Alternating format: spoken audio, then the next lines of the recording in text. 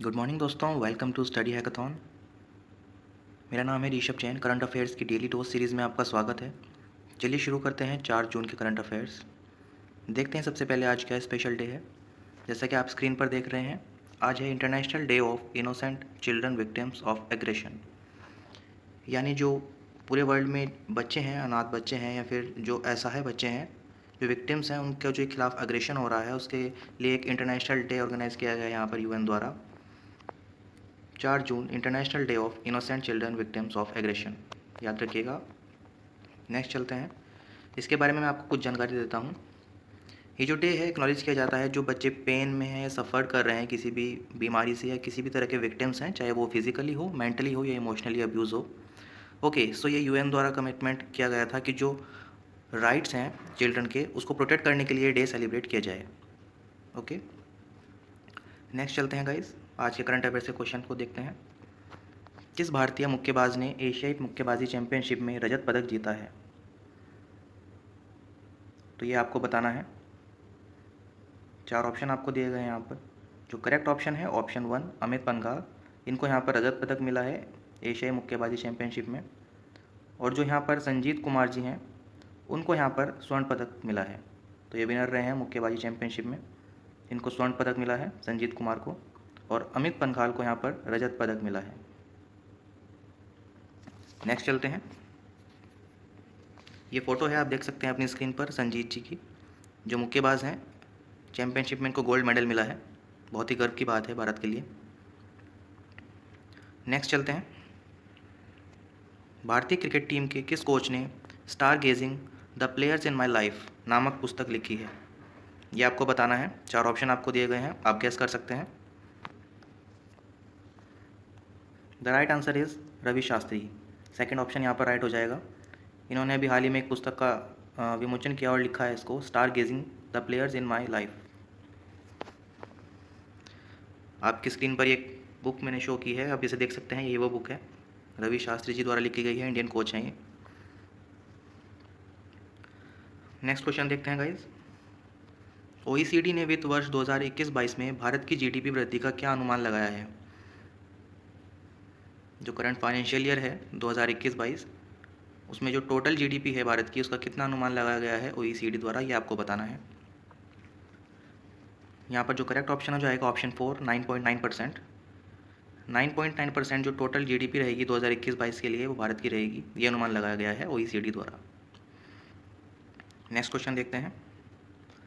वित्त वर्ष 2020-21 की आखिरी तिमाही में भारत की जीडीपी वृद्धि दर कितनी रही है? जो लास्ट क्वार्टर था लास्ट फाइनेंशियल ईयर का 2020-21 का, उसमें जो जीडीपी वृद्धि दर रही है भारत की, वो आपको बतानी है आखिरी 3 महीने की। यहाँ पर जो करेक्ट आंसर है ऑप्शन 3 हो जाएगा 1.6%।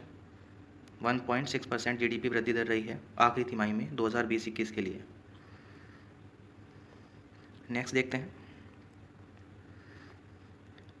WHO द्वारा भारत में पाए गए कोविड-19 वेरिएंट्स के नाम यहाँ पर दिए गए हैं, ये आपको याद रखने हैं, बहुत ही इंपॉर्टेंट है एग्जाम पॉइंट ऑफ व्यू से। तो यहाँ पर जो 2 नाम आपको दिए गए हैं, फर्स्ट नेम है डेल्टा, जो कि वायरस का नाम है यहाँ पर B.1.617.2, और जो यहाँ पर सेकंड वेरिएंट पाया गया है इंडिया में, वो है कापा का नाम दिया गया है इसको, B.1.617.1।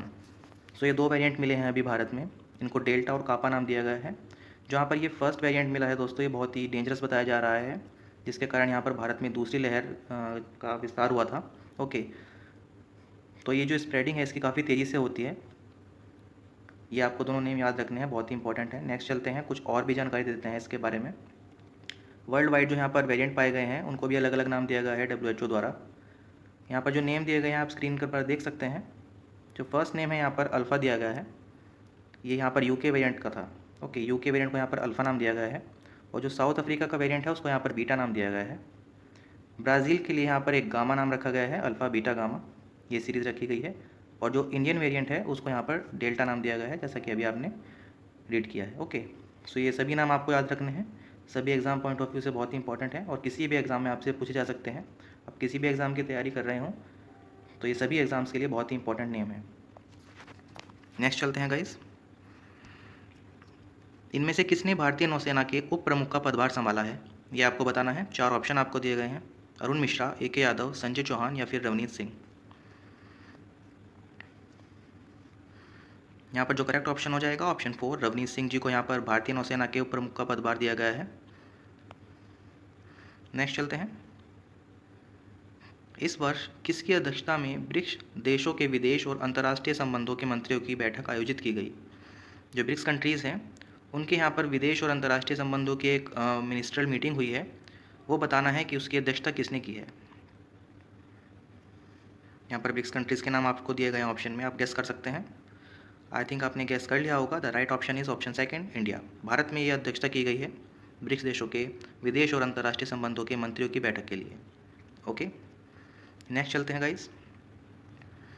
हाल ही में किसने अंडमान निकोबार कमांड के 16वें कमांडर इन चीफ के रूप में पदभार ग्रहण किया है?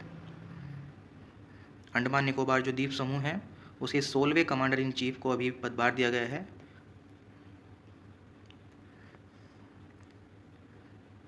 करेक्ट ऑप्शन हो जाएगा ऑप्शन थर्ड, अजय सिंह।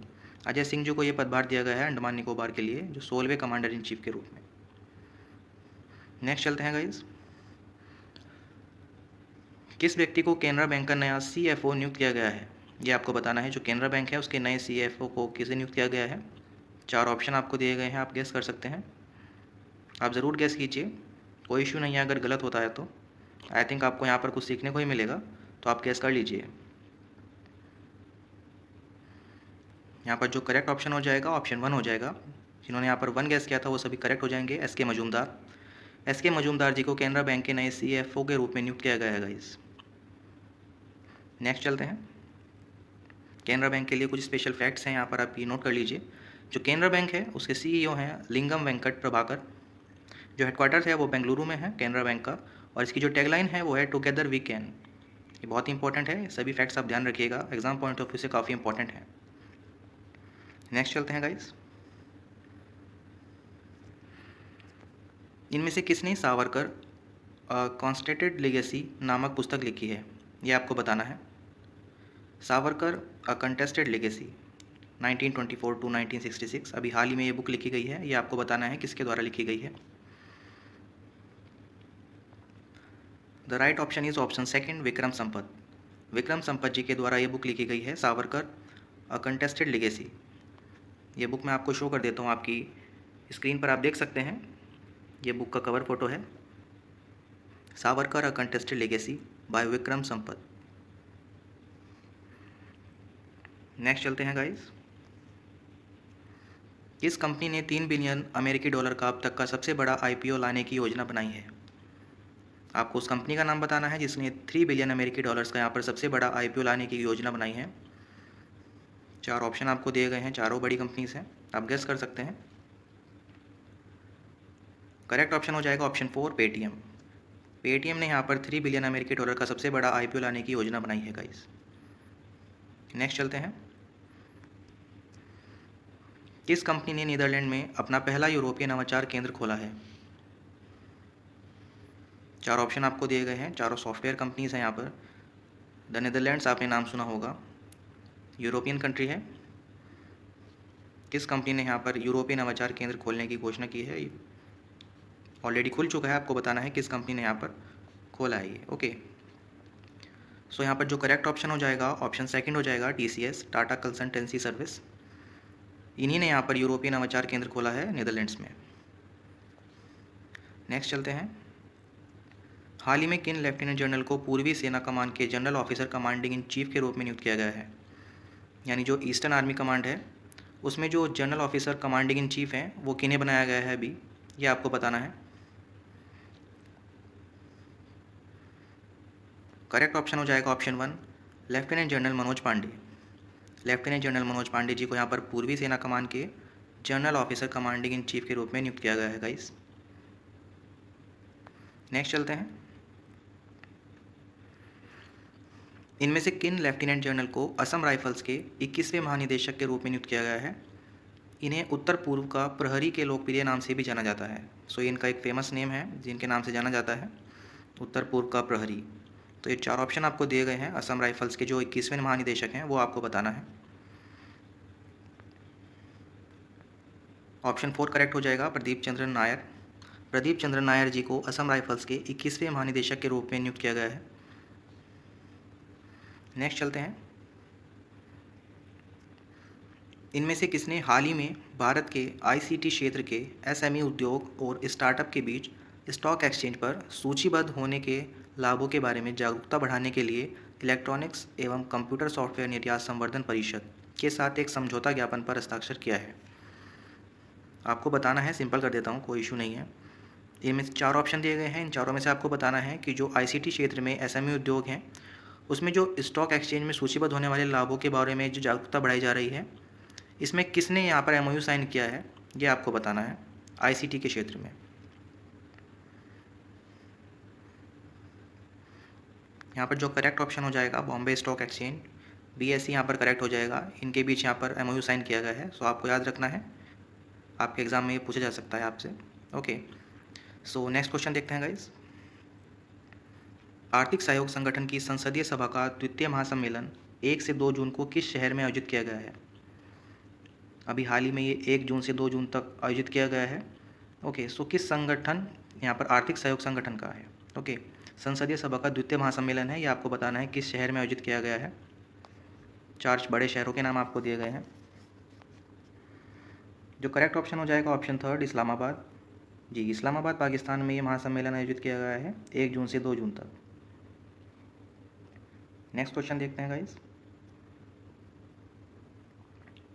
केंद्रीय मंत्रिमंडल ने टिकाऊ शहरी विकास के क्षेत्र में सहयोग के लिए भारत और किस देश ने समझौता ज्ञापन को मंजूरी दी है? 4 कंट्रीज़ के नाम आपको दिए गए हैं। इंडिया और किस कंट्री के बीच यहाँ पर एमओयू साइन किया गया है? In the field of sustainable urban development. यहाँ पर जो करेक्ट ऑप्शन हो जाएगा ऑप्शन 1 हो जाएगा, मालदीव्स और इंडिया के बीच ये एमओयू साइन किया गया है। नेक्स्ट क्वेश्चन देखते हैं। केंद्रीय मंत्रिमंडल ने किस संगठन के सभी सदस्य देशों के बीच मास मीडिया के क्षेत्र में सहयोग के लिए एक समझौते पर हस्ताक्षर और अनुमोदन को मंजूरी दे दी है? तो ये आपको बताना है वो कौन सा ग्रुप है जिसमें मास मीडिया के क्षेत्र में सहयोग के लिए एमओयू साइन किया गया है। 4 ग्रुप्स के नाम आपको दिए गए हैं, ब्रिक्स, सार्क, एससीओ और इंडियन ओशन रिम एसोसिएशन। यहाँ पर जो करेक्ट ऑप्शन हो जाएगा ऑप्शन 3 हो जाएगा, SCO, Shanghai cooperation organisation. Okay, इसके बारे में कुछ फैक्ट्स जान लेते हैं गाइस। एससीओ की जो फुल फॉर्म है, जैसा कि मैंने अभी बताया, शंघाई कोऑपरेशन ऑर्गेनाइजेशन। इसके जो सेक्रेटरी जनरल हैं वो अभी हाल ही में व्लादिमीर नोरोव हैं, रशिया से हैं ये। हेडक्वार्टर इसके हैं बीजिंग, चाइना में। एससीओ के हेडक्वार्टर हैं बीजिंग, चाइना। और इसके 8 मेंबर कंट्रीज़ हैं, आप स्क्रीन पर देख सकते हैं। China, India, Kazakhstan, Kyrgyzstan, Pakistan, Russia, Tajikistan, Uzbekistan. चारों ही एशियन कंट्रीज़ हैं ये चारों, और 8 नाम आपको याद रखने हैं। 8 कंट्रीज़ हैं total. China, India, Kazakhstan, Kyrgyzstan, Pakistan, Russia, Tajikistan और उज़्बेकिस्तान। सभी 8 कंट्रीज़ की जो कंट्रीज़ हैं और कैपिटल और करेंसीज़ हैं वो भी आपको याद रखनी है। आने वाली वीडियोस में हम सभी कंट्रीज़ की जो कैपिटल और करेंसीज़ हैं वो भी लर्न करेंगे। सो नेक्स्ट देखते हैं। केंद्रीय मंत्रिमंडल ने खनिज संसाधनों के क्षेत्र में सहयोग के लिए भारत और किस देश ने समझौता ज्ञापन पर हस्ताक्षर को मंजूरी दी है? यानी एक एमओयू साइन हुआ है अभी हाल ही में। इंडिया और किस कंट्री के बीच हुआ है ये आपको बताना है।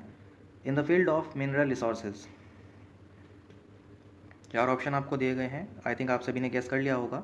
The right option is option 1 Argentina. India और अर्जेंटीना के बीच ये एमओयू साइन हुआ है मिनरल रिसोर्सेज के फील्ड में। नेक्स्ट चलते हैं गाइस। केंद्रीय मंत्रिमंडल के द्वारा सतत शहरी विकास क्षेत्रों में सहयोग के लिए भारत और किस देश के बीच समझौते को मंजूरी दी है? अभी हाल ही में केंद्रीय मंत्रिमंडल ने काफ़ी एमओयू साइन किए हैं। सो ये सभी क्वेश्चन उसी से बन रहे हैं और एग्जाम पॉइंट ऑफ व्यू से बहुत ही इंपॉर्टेंट है। 4 ऑप्शन आपको दिए गए हैं, आप गेस कर सकते हैं। सस्टेनेबल अर्बन डेवलपमेंट के लिए किसके साथ यहाँ पर एमओयू साइन किया गया है? इंडिया के साथ। जो करेक्ट ऑप्शन है ऑप्शन 2 हो जाएगा, जापान। इंडिया और जापान के बीच ये एमओयू साइन किया गया है in the areas of sustainable urban development. Next चलते हैं गाइस। CSIR NCL पुणे के वैज्ञानिकों ने कौन सी नवीन हाइब्रिड टेक्नोलॉजी को विकसित किया है? ये आपको बताना है। CSIR और NCL पुणे ने मिलकर यहाँ पर वैज्ञानिकों ने एक हाइब्रिड टेक्नोलॉजी को विकसित किया है, डेवलप किया है। उसका क्या नाम है? 4 ऑप्शन आपको दिए गए हैं, ब्रह्मा, तेजस, रुद्राक्ष या फिर स्वास्तिक। आई थिंक आप सभी ने गैस कर लिया होगा, काफ़ी न्यूज़ में भी है। ऑप्शन 4 करेक्ट हो जाएगा। स्वास्थ्य के नाम से हाइब्रिड टेक्नोलॉजी अभी डेवलप की गई है CSIR और NCL पुणे के वैज्ञानिकों द्वारा। नेक्स्ट क्वेश्चन देखते हैं गाइस। कोविड-19 के खिलाफ फ़ौरन कार्रवाई करने के लिए हेल्थ टेक स्टार्टअप निरामय और IISc बेंगलुरु ने आर्टिफिशियल इंटेलिजेंस प्लेटफॉर्म से व्हाट्सएप के जरिए कौन सी कार्रवाई सुविधा शुरू की है। ओके, सो ये आपको बताना है कि कौन सी सुविधा अभी शुरू की गई है IISc बेंगलुरु के द्वारा। ओके, यहाँ पर करेक्ट ऑप्शन आपको ऑलरेडी दिया गया है, जो नाम है एक्सरे सेतु। एक्सरे सेतु सुविधा यहाँ पर लॉन्च की गई है IISc बेंगलुरु ने IAI प्लेटफॉर्म के व्हाट्सएप के ज़रिए। ओके, सो आने वाले टाइम में आपको ये शो होगा और आप इसको यूज़ भी कर पाएंगे। याद रखिएगा, नाम है एक्सरे सेतु। नेक्स्ट क्वेश्चन देखते हैं गाइस। केंद्र सरकार ने जल जीवन मिशन के अंतर्गत पश्चिम बंगाल को अनुदान के रूप में कितने रुपए आवंटित किए हैं। आपको बताना है जो जल जीवन मिशन है उसके अंतर्गत वेस्ट बंगाल को यहाँ पर कितनी राशि दी गई है, कितने रुपए आवंटित किए गए हैं केंद्र सरकार के द्वारा। जिन्होंने ऑप्शन 1 चूज़ किया वो सभी करेक्ट हो जाएंगे। 7,000 करोड़ रुपए यहाँ पर आवंटित किए गए हैं पश्चिमी बंगाल को जल जीवन मिशन के अंतर्गत। नेक्स्ट देखते हैं गाइस, यहाँ पर एक पुस्तक है द वेरी हंग्री कैटरपिलर। ये आपको बताना है किसने लिखी है। Who wrote the book the very hungry caterpillar. यहाँ पर जो करेक्ट ऑप्शन हो जाएगा ऑप्शन 3 एरिक कार्ले। एरिक कार्ले ने ये पुस्तक लिखी है द वेरी हंग्री कैटरपिलर। आप अपनी स्क्रीन पर भी देख सकते हैं, ये पुस्तक का कवर पेज है the very hungry caterpillar by Eric Carle. Next question देखते हैं गाइस। मिस्र ने पाकिस्तान के साथ पहली बार कौन सा संयुक्त वायु रक्षा अभ्यास आयोजित किया है। 4 ऑप्शन आपको दिए गए हैं, sky guard 1, sky hammer 1, sky eagle 1 या फिर स्काई किंग 1। मिस्र और पाकिस्तान के बीच कौन सा वायु रक्षा अभ्यास अभी हुआ है हाल ही में। यहाँ पर जो करेक्ट ऑप्शन हो जाएगा option 1 sky guard 1। Sky guard 1 के नाम से एक वायु रक्षा अभ्यास किया गया है मिस्र और पाकिस्तान की सेना के बीच।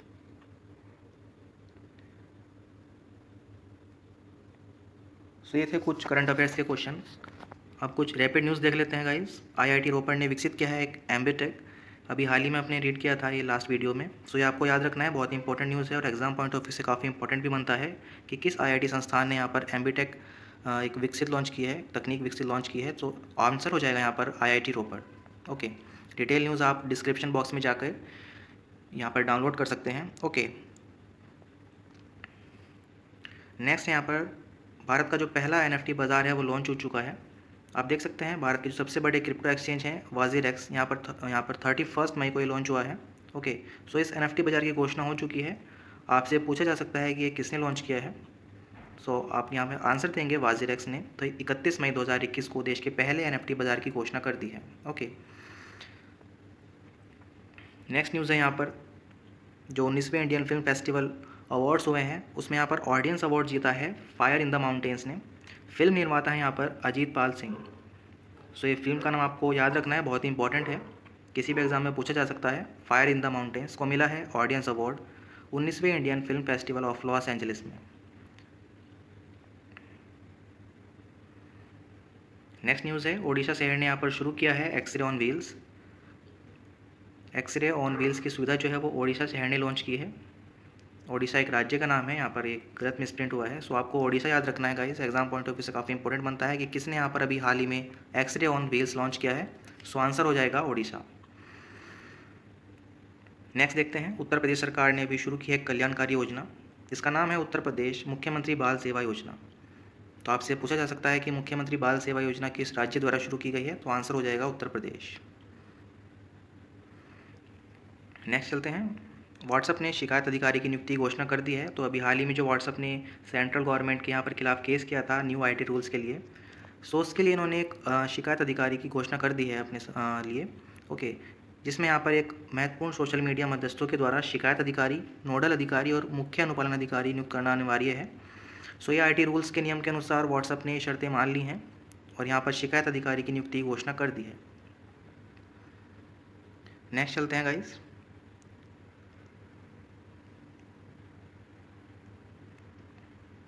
वीडियो आपको पसंद है तो प्लीज़ लाइक कर दीजिएगा और अपने दोस्तों के साथ भी आप शेयर कर सकते हैं। नेक्स्ट न्यूज़ है यहाँ पे IIT रुड़की के जो शोधकर्ताओं हैं उन्होंने एक जीवाश्म की खोज की है जिसमें यहाँ पर समुद्री गाय ड्यूगोंग शाकाहारी समुद्री स्तनधारियों की एक लुप्तप्राय प्रजाति होती है। ओके, खाने में ये समुद्री घास खाते हैं। सो आपको याद रखना है, मेन यहाँ पर जो न्यूज़ बनती है वो IIT रुड़की बनती है कि किस IIT संस्थान द्वारा यहाँ पर नए जीवाश्मों की खोज की गई है। So answer is IIT Roorkee. Next देखते हैं, सक्षम पेंशन छात्रवृत्ति योजना जो शुरू की गई है वो जम्मू कश्मीर के द्वारा शुरू की गई है। कोविड पीड़ितों के लिए योजना शुरू की गई है, नाम है सक्षम पेंशन छात्रवृत्ति, launched by Jammu and Kashmir.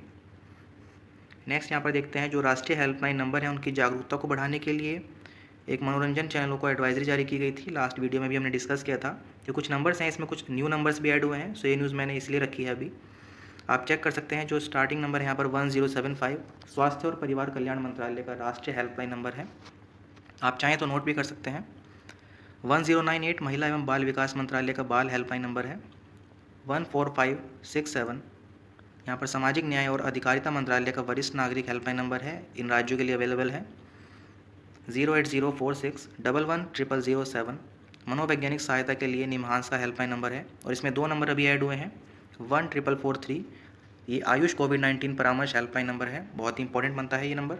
सभी नंबर इंपॉर्टेंट हैं बट ये जो रिसेंट नंबर है अभी ऐड किए गए हैं। और my government WhatsApp app help desk के लिए जो नया नंबर है वो है 9013151515। सो ये सभी नंबर आपको याद रखने हैं, एग्जाम पॉइंट ऑफ व्यू से इंपॉर्टेंट है, किसी भी एग्जाम में आपसे पूछे जा सकते हैं। नेक्स्ट क्वेश्चन देखते हैं, मिनिस्ट्री ऑफ होम अफेयर्स के द्वारा यहाँ पर PIB की न्यूज़ है। केंद्रीय गृह मंत्री श्री अमित शाह ने गुजरात में वल्लभ यूथ ऑर्गेनाइजेशन द्वारा स्थापित 9 ऑक्सीजन प्लांट का वर्चुअल लोकार्पण किया है। इसके लिए इन्होंने VYO का अभिनंदन भी किया है। सो VYO की यहाँ पर फुल फॉर्म बनती है वल्लभ यूथ ऑर्गेनाइजेशन, जिसका लोकार्पण किया है केंद्रीय गृह मंत्री श्री अमित शाह जी ने गुजरात में। नेक्स्ट क्वेश्चन देखते हैं, विद्युत मंत्रालय ने विद्युत उत्पादन लागत घटाने के लिए घरेलू कोयले के उपयोग में लचीलापन की अनुमति दी है। ओके, सो यहाँ पर कोयले पर जो निर्भरता है उसको कम करने के लिए एक कदम उठाया गया है, ये आपको बताया गया है इस न्यूज़ में। मिनिस्ट्री ऑफ पावर की न्यूज़ है। आपसे पूछा जा सकता है किस मंत्रालय द्वारा ये घोषणा की गई है कि जो घरेलू कोयला है उसके उपयोग में यहाँ पर कमी की जाए। ओके, सो जो आंसर हो जाएगा वो ऑप्शन हो जाएगा विद्युत मंत्रालय। ओके, नेक्स्ट चलते हैं guys, ministry of labour and employment की तरफ से न्यूज़ है। सरकार ने न्यूनतम वेतन सीमा और राष्ट्रीय मजदूरी दर का निर्धारण करने के लिए एक विशेषज्ञ समूह का गठन किया है। सो ये आपको पूछा जा सकता है कि अभी हाल ही में किसके लिए एक विशेषज्ञ समूह का गठन किया है। तो जो न्यूनतम वेतन सीमा है और राष्ट्रीय मजदूरी दर का निर्धारण है उसके लिए एक विशेषज्ञ समूह का गठन किया गया है सरकार द्वारा। नेक्स्ट चलते हैं, नीति आयोग की न्यूज़ है। नीति आयोग ने अभी हाल ही में SDG इंडिया इंडेक्स और डैशबोर्ड 2020-21 जारी किया है। आपसे यहाँ पर पूछा जा सकता है कि किस मंत्रालय द्वारा या किस आयोग द्वारा यहाँ पर SDG इंडिया इंडेक्स और डैशबोर्ड 2020-21 जारी किया गया है। सो आपका आंसर हो जाएगा नीति आयोग। नेक्स्ट न्यूज़ है यहाँ पर, इंडिया साइकिल्स फॉर चेंज, चुनौती की गति तेज़ हुई। Ministry of housing and urban affairs की न्यूज़ है। देश भर में यहाँ पर शहरों में जो इंडिया साइकिल्स फॉर चेंज आंदोलन शुरू हो रहा है, 41 शहरों में यहाँ पर साइकिलिंग के अनुकूल पहल का परीक्षण कर रहे हैं। सो आपने देखा होगा हाल ही में लास्ट 1-2 साल से साइकिल पर जो निर्भरता है वो लोगों की बढ़ी है और साइकिल को एक माध्यम चुना है ट्रांसपोर्टेशन का, जो कि बहुत ही अच्छा है एनवायरनमेंट के लिए भी। ओके, सो डिटेल में आप ये न्यूज़ पढ़ सकते हैं। जो आंदोलन है यहाँ पर जो कार्यक्रम शुरू किया गया है उसका नाम है cycles for change. Next news है, मिनिस्ट्री ऑफ जल शक्ति द्वारा PIB की न्यूज़ है। जल जीवन मिशन के कार्यान्वयन के लिए केंद्र सरकार ने राजस्थान को 2021-22 के लिए 10,181 करोड़ रुपये आवंटित किए हैं। सो ये आपको याद रखना है, लास्ट न्यूज़ हमने रीड की थी वेस्ट बंगाल के लिए, इसमें 7,000 करोड़ रुपये आवंटित किए गए थे जल जीवन मिशन के लिए, और राजस्थान को यहाँ पर 10,181 करोड़ रुपये आवंटित किए जा रहे हैं। इसमें जो प्रदेश का लक्ष्य है राजस्थान के लिए वो हर घर जल लक्ष्य लेकर चल रहे हैं, ठीक है, जिसमें केंद्रीय अनुदान में 4 गुना की बढ़ोतरी होगी। ओके, सो ये आपको याद रखना है। नेक्स्ट न्यूज़ है यहाँ पर, मिनिस्ट्री ऑफ सिविल एविएशन के लिए भारत को यहाँ पर 8 नई फ्लाइंग ट्रेनिंग अकेडमीज़ मिल चुकी हैं। PIB की न्यूज़ है। ये अकेडमीज़ जो हैं इसमें यहाँ पर प्रशिक्षण दिया जाएगा, भारतीय विमानन प्राधिकरण की ये न्यूज़ है। 8 जो नई अकेडमीज़ का यहाँ पर ओपनिंग हो रही है उसमें आप नेम यहाँ पर देख सकते हैं। ये अकेडमीज़ खुल रही हैं बेलगावी, जलगांव, कलबुर्गी, खजुराहो और लीलाबाड़ी में स्थापित की जाएंगी। सो ये सभी जगह आपके लिए एग्जाम पॉइंट ऑफ व्यू से बहुत इंपॉर्टेंट बनती हैं, ये आपको याद रखना है। इसमें पूछा जा सकता है कि किस जगह पर या किस जगह पर नहीं खोली जा रही है। नेक्स्ट क्वेश्चन देखते हैं, ministry of port shipping and waterways के लिए न्यूज़ है, PIB की न्यूज़ है। केंद्रीय मंत्री श्री मनसुख मांडविया जी ने दीनदयाल पोर्ट ट्रस्ट अस्पताल में ऑक्सीजन संयंत्र और अग्निशमन प्रणाली का उद्घाटन किया है। सो आपसे यहाँ पर पूछा जा सकता है कि हाल ही में किस केंद्रीय मंत्री द्वारा दीनदयाल पोर्ट ट्रस्ट अस्पताल में ऑक्सीजन संयंत्र और अग्निशमन प्रणाली का उद्घाटन किया गया है। सो आपका आंसर हो जाएगा श्री मनसुख मांडविया जी। ये मिनिस्टर है ministry of port, shipping and waterways में।